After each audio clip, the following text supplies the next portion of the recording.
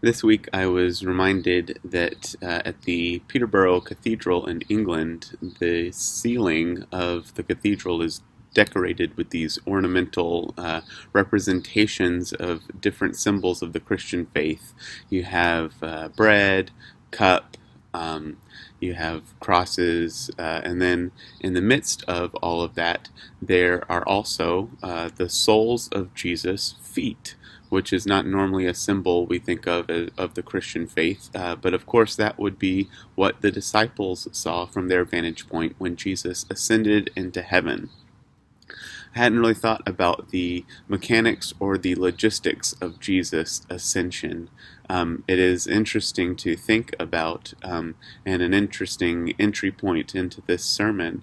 But actually, I'm not sure it really much is the point of the ascension. The ascension is something that is more theological. It is answering a question of, well, where is Jesus? Because Jesus isn't here now, even though we declare that he was born and ministered and died on the cross and rose from the dead and is alive. He's not here because he has ascended into heaven. The ascension happened, according to the book of Acts, 40 days after the resurrection and 10 days before Pentecost. 10 days, so there were 10 days in between when Jesus ascended into heaven and left the disciples, and when the Holy Spirit came upon them as he promised at Pentecost. 10 days when they basically were saying, well, now what? 10 days of waiting. And I am not the first to observe that it seems like that is kind of symbolically where the Western Church or the mainline church in the United States has been in recent decades. This in between time of waiting on the Holy Spirit. It is a time when the church is past its heyday. The church is no longer the cultural force that it used to be. Pastors don't have automatic entry to write editorials in the town newspaper like they did in the 50s and 60s. We have lost our monopoly on activities for Sunday morning. Our buildings have grown old. Our giving has gone down. And so we have been waiting to be inspired for a new era. But a funny thing happened in the past couple months with the coronavirus. Churches innovated. We went online, we changed our worship service, we changed our way of praying for each other and doing communion. And during that time, a lot of churches observed that they saw increased participation. They saw that more people were viewing their online worship service than they would ever have on a Sunday morning in person. And that caused folks to get really excited until they sort of thought about it for a minute and realized that a large part of that was due to the fact that everything else was canceled. Sunday brunch couldn't happen. There were no kids' soccer tournaments on Sunday mornings, no professional sports to watch, no workout classes to go to. Once again, church was the only gig in town. And then, sure enough, as the pandemic and the lockdowns have worn on, we have seen those numbers go back down. And so, really, we are back to just waiting. And we're saying, now what? We're ready to go back to in-person worship. But I want to use this sermon to caution us a bit about what that will mean, to not be too anxious just to go back to the way things were. Now, before I go any further, don't get me wrong, I want to go back to in-person worship too. This is Saturday morning. I recorded everything else on Friday afternoon, but didn't have time to finish recording my sermon because the kids woke up from the nap. But not so I want to go back to in-person worship because of that, but also just because I miss seeing folks in the congregation. I miss being able to deliver a sermon to real live people and not a computer screen. I miss seeing you. I miss hugs and handshakes. I miss the full choir and the corporate prayers. But when I continue to think about it, let's be real. Those things that I mentioned about the mainline church as a whole have certainly affected Westminster. As we go back to the way things were, that means continuing to again confront the reality that membership has been declining, giving has been declining, our building has been declining. We don't have people busting down the doors to come to worship on Sunday morning, much less to sing in the choir or serve as an elder, usher, or Sunday school teacher. Is that really what we want to go back to? And then when we do go back, it is going to be different. Even if we wanted to go back to that, we wouldn't be able to. I sent out that survey last week for folks to give their opinions on how we should go back to in-person worship. And about 3/4 of the people who responded said they believe that we should require social distancing in worship, that we should discourage handshaking, and that we should change the way that we celebrate communion.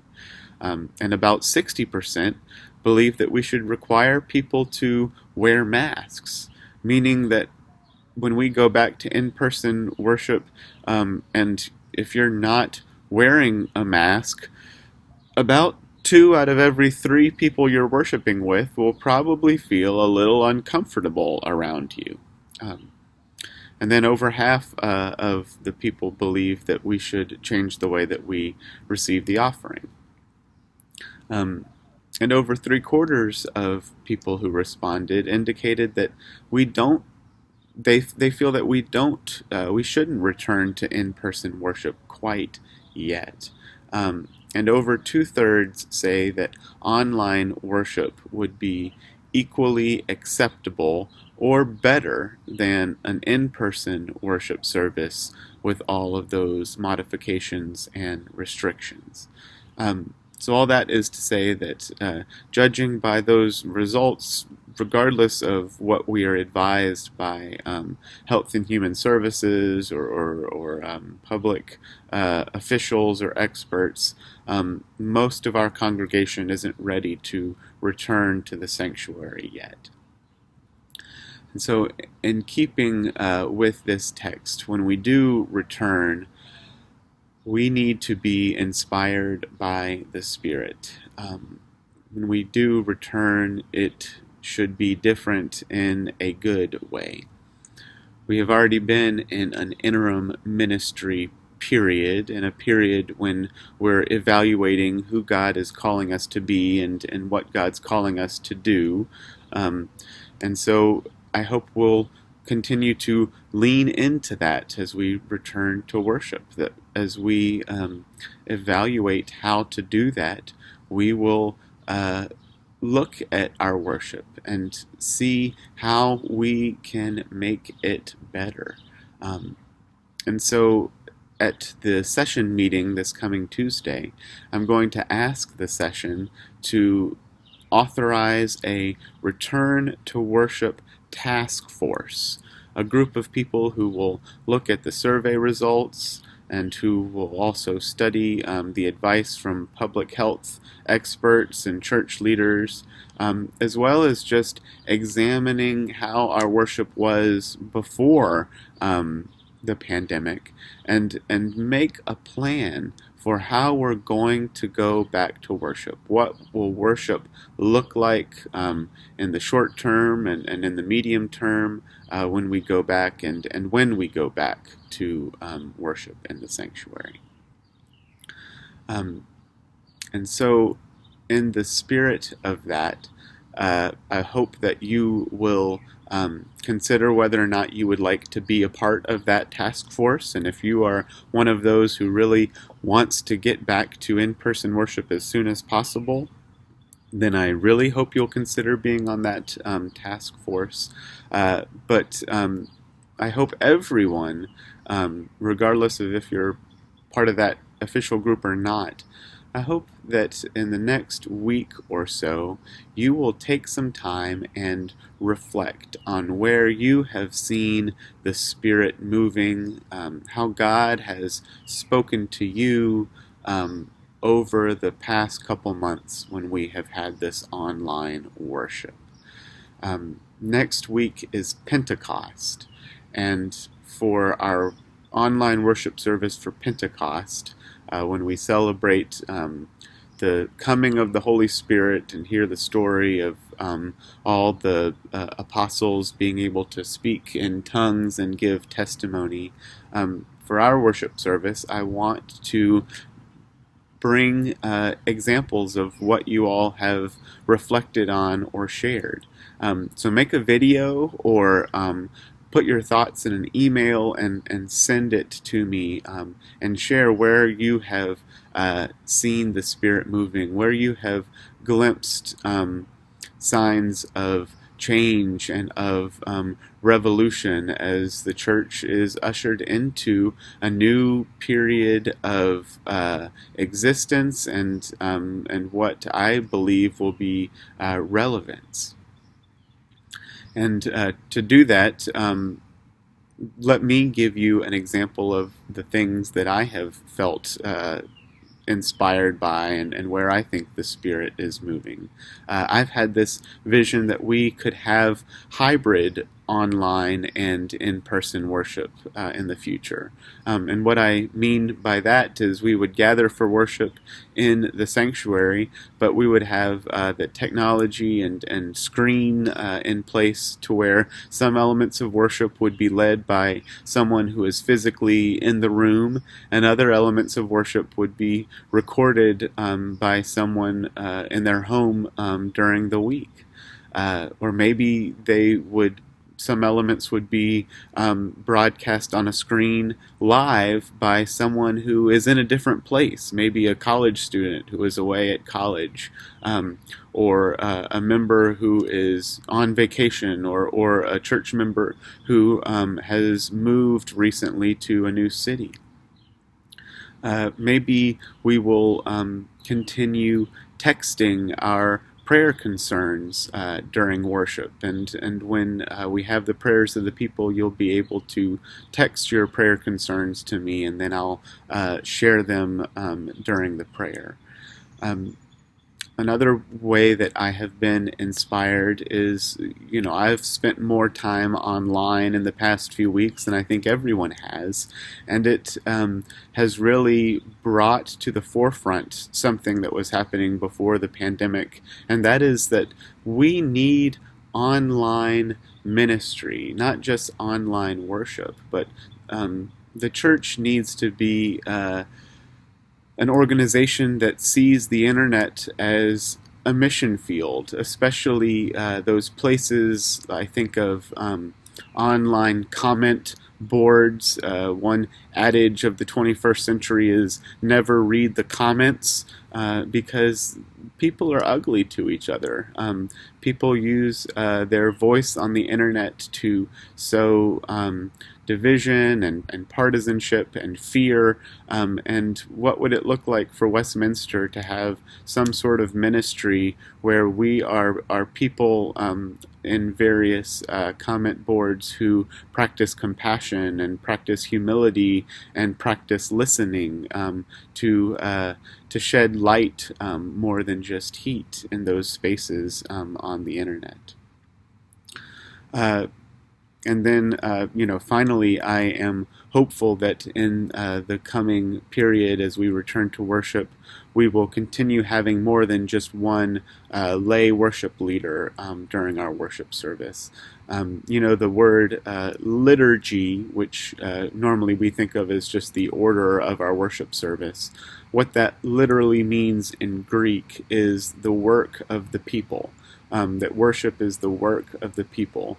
And especially now, as we've been online, worship has been that. It has been not just a pastor putting it together, but lay people recording prayers from their homes, the cantors and Susan, our music director, recording music from the sanctuary.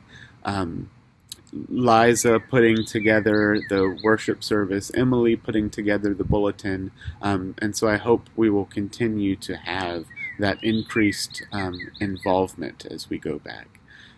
So those are just a few of the ways that I have seen the Spirit moving in the past couple months. And again, I hope you'll take some time to reflect and jot down or make a video of yourself sharing the things about online worship that have been inspiring to you, or just places you have seen the Spirit moving where there are opportunities for us to do ministry in the new future that is rapidly approaching.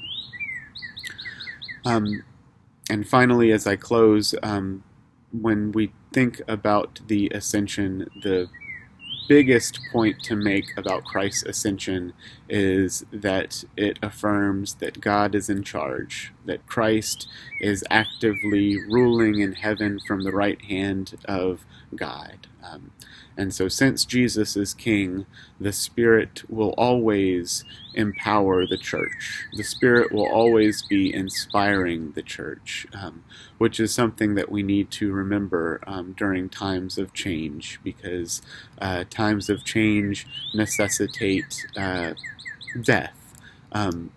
For something new to be born, the old thing dies. The old thing no longer exists. Which is hard for those of us who have been comforted by old ways of doing worship. But we are reminded that we are a resurrection people, and that God will continue to use the church and to be in charge and to use our gifts for good until Christ comes again. I hope you all have a wonderful week, and I look forward to connecting with you and to worshiping with you again next week for Pentecost. Grace and peace.